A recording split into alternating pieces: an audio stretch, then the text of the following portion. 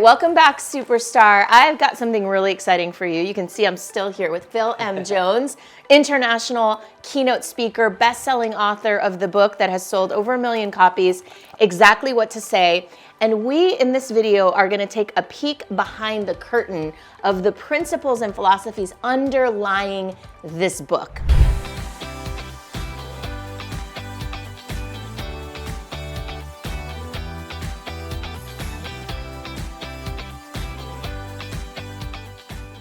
We're going to dive into the 4 cornerstones of conversational excellence for coaches and consultants and speakers. All right. So Phil, tell us a little bit about these 4 cornerstones and how you came up with them. Why? One of the greatest things about having this little book is the number of people that reach out and ask questions and then share comments about how it's changed their world. And then comments often lead to questions. Mm-hmm. Well, the question often gets asked is how do I make these words my words? How do I make them fit right? How do I make them feel right? So what I later went on to be able to do after all of that feedback was to say, well, what's the operating system that sits behind these? Like if people need to upgrade their operating system, like we have to upgrade our iPhone sometimes, is to be able to plug in a new chip. And wanted to share the work behind the work. Okay. And that's what I call my 4 cornerstones of conversational excellence. So I'll share with you what they really are, because you'll see them show up with all of the examples. The first is to remember that the worst time to think about the thing you're going to say is in the moment you're saying it. Yeah. So this idea of just getting more intentional with the moments that you're going to find yourself in so that you're ready for those moments. Okay. The second is perhaps even bigger, which is that curiosity is the fuel for great conversations. Right, you draw loads from people because you're a masterful interviewer. You manage to get key information. But how do you do that? By being like genuinely curious about other people. People think they need to have all the answers. They don't. They need to have all the questions. Oof, yeah. Which is the third cornerstone, which is the person who's asking the questions is in control of the conversation. Why? Because people do things for their reasons and not yours, which is the kind of fourth and final cornerstone, which is all about saying that unless you can say, because of the fact that you said blank, blank, and blank, for those reasons I'm recommending blank, blank, and blank, right, you're showing up with a selfish ask. And if you show up with a selfish ask, then expect friction, expect resistance, etc. Yeah. So what have we got? We've got this reminder that the worst time to think about the thing you're going to say is in the moment you're saying it. Curiosity is the fuel to great conversation. That the person asking the questions is in control of the conversation, and people do things for their reasons and not yours. That's right. And let's take a moment and tell me a little bit about why you put this together. And is that in this book, or is that somewhere else? It's not. It's not in that book because of the brevity that was purposefully put in that book. Yeah. It's come from conversations since that book's been in the world. Right. The book's now done 1 million copies, or like 1.4 as we're sat here discussing this today. And you know, if you do 1 million copies of a record, like you get presented with a gold disc or a platinum disc or whatever it is, you don't get that as an author. So what I did is decided to do a commemorative edition that for people that are fans of the book, that they can access a limited edition, hardcover, cloth bound, and I got as much gold into it as possible. Like we have gold foil, gold leaf, etc. And we call this, in fact, you've got one here, right? It's the sexiest book on the planet. I mean, look at this thing. It's gorgeous. And look, you can make it naked. Look, you can make it naked. Look at it. Look at that. Look. Ooh, yeah. And this is supposed to be like a Let's Go Deeper companion edition. And if this was like a portable version, yes, this is designed to be a desktop edition, that you fill it full of notes, there's journal moments in it, there's challenges in it, there's actions in it, there's further understanding on it. So the 4 cornerstones live in this. And they're about when people want to move away from, they're just some quick one-liners, right, to, I want to get intentional about how do I use this work in the real world? How do I understand the why behind the what? Yeah, and really shifting the whole paradigm underneath how you operate, or really how you communicate with others, right? That's it. All right, so let's dive into this first cornerstone. Yeah, and we know the worst time to think about, right? Mm-hmm. We know that. But how do you actually get more intentional? Well, we invite people to think about a few things. Is one, get focused on what your critical conversations are. Yeah. My guess is that you could write a list today of 10, 12, 15 really high impact conversations in your world that if you just got that moment right, everything else would be easier. And I give a simple example in my personal life. Okay. I travel a lot for work. Traveling a lot for work means I'm away and then I'm home, I'm away and then I'm at home. A critical conversation in my mind is the first 3 minutes of me re-entering the home after being away from a trip. If I don't think with intentionality about what I ask, how I show up for that moment, what I share about what's been happening over the last 2, 3, 4 days, I can ruin my weekend. Or I can make my weekend. Right? You catch the reality of that is hyper-focused on that moment. But what could other moments be is when somebody enters your store, when somebody asks you your how much question, when somebody says, well, how does this work? Or why you over somebody else? Like, these are critical conversations. You get them right, you win. You get them wrong, like the consequences are high. Yeah. Answer to the so what do you do question. Yes. Critical conversation. So first things we invite people to do is to say, get crystal clear on what are the 10, 12, 15 critical conversations that matter to you now. Okay. They can change. Yep. But now, let's get focused on what's right now. Second thing we invite people to look at is, what are the points of friction or objections that you face in your life that you could just give consideration to ahead of time? Okay. So if you get an objection that, well, like, we're going to shop around, Okay. well, you've got a problem in the fact that you haven't got your value proposition out clear up front, so people Yes. don't understand the difference. Yes. So if you get clear on the points of friction or objection, these become conversations you need to get ready for. Yeah, and I'm going to interrupt you here. And just for you all watching, I know that most of you are, at least the ones in my audience, are coaches and consultants and speakers.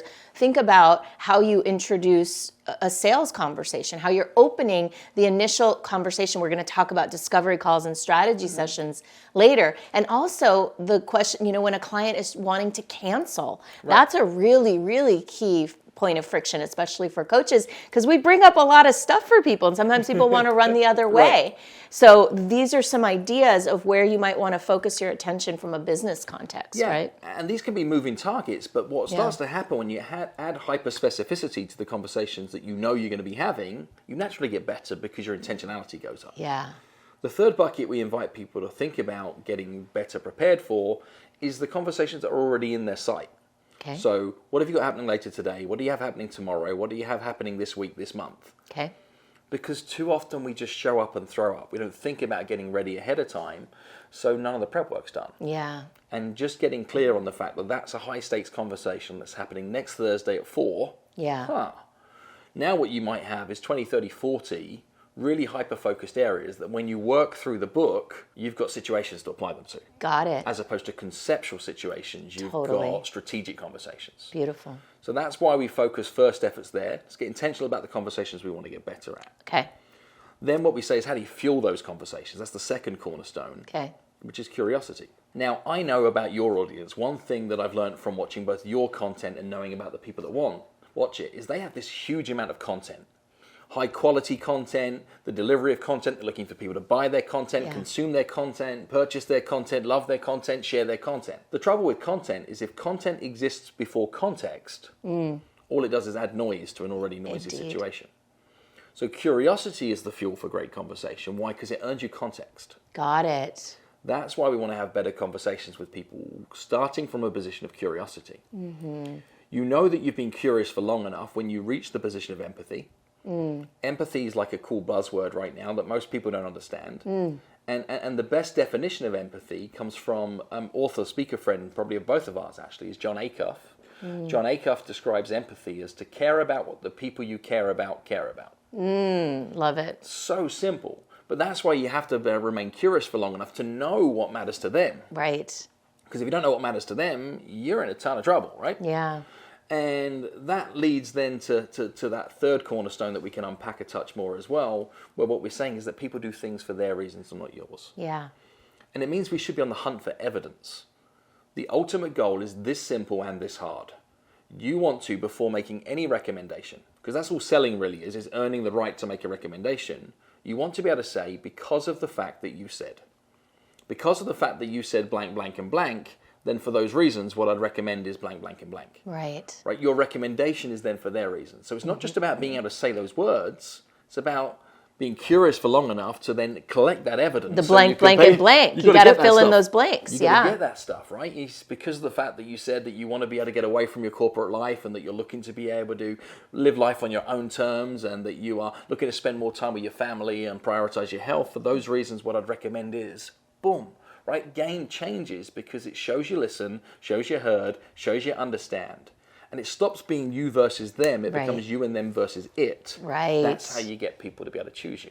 And then that final point of why questions are so important is that the person asking the questions controls the conversation is really down to a 5-step system that I believe will never change. Okay. Whether this is utilizing Instagram, TikTok, looking at what the future of the world might be like in 30 years, whether it's AI, it doesn't matter. The 5-step process is this. It's that questions create conversations. Conversations lead to relationships. Those relationships become opportunities, and those opportunities might result in the action. Okay. People want opportunities in action, opportunity in action all the time. They forget the starting point of all of this. So if we're looking at even to-dos to anybody that's at home watching this, is I'd ask yourself right now is who are the people you know you need to be asking more questions of? Okay. What are the conversations you know you should be having and you're not? Where do you have relationships that, if you're honest, held untapped opportunities? And from those opportunities, how do you then make a big, bold ask of them to dance towards the next step? How do you invite them to be able to go on the next date? And if you keep following those dance steps with anything you want to be able to make happen, then you might just be surprised at how much you make happen, because your success is in direct correlation to the quantity of quality asks that you make in your life. It starts with great questions. Well, and one thing I'm noticing here is if at any point you get stuck along that journey, just go back to step 1. Right. Start over. That's Ask it. some questions. That's it. Start a new conversation. And you can't lose. No. That's the beauty, right? Is if you make a statement, you might shoot and miss. Yeah. If you ask a question and you miss, you just ask a better Another question. Keep going. That's the curiosity piece. And you bring up a great point there as well, is if you ask a series of questions without using curiosity as the fuel, it's an interrogation. Yeah, that doesn't feel good. Doesn't feel good. Nobody likes that. And I've had people do that. You know, I teach, we're going to talk later about discovery call strategy sessions. I've given people a list of questions, and then I sometimes do role plays with my clients, and they'll sit there and then just ask the question, write down, then ask the next question. I'm like, wait, no, the whole point of asking the question is so that you have follow-up questions. That's it.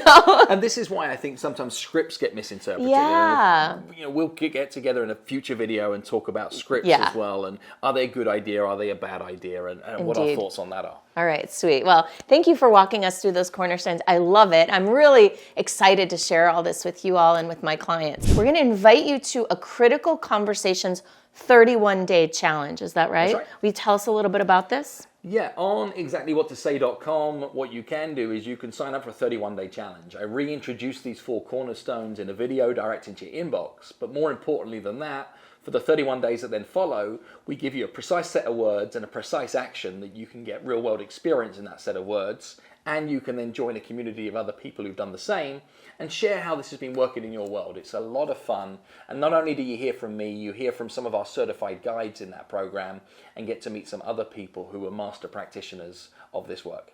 Fabulous. All right, I'll see you in the 31-day challenge. So if you want to create change in somebody else's behavior, if you have a conflict that you need to be able to address, addressing it quicker is going to help you get to a position of change, which is the ultimate thing we're looking for, right? Is if a conflict exists.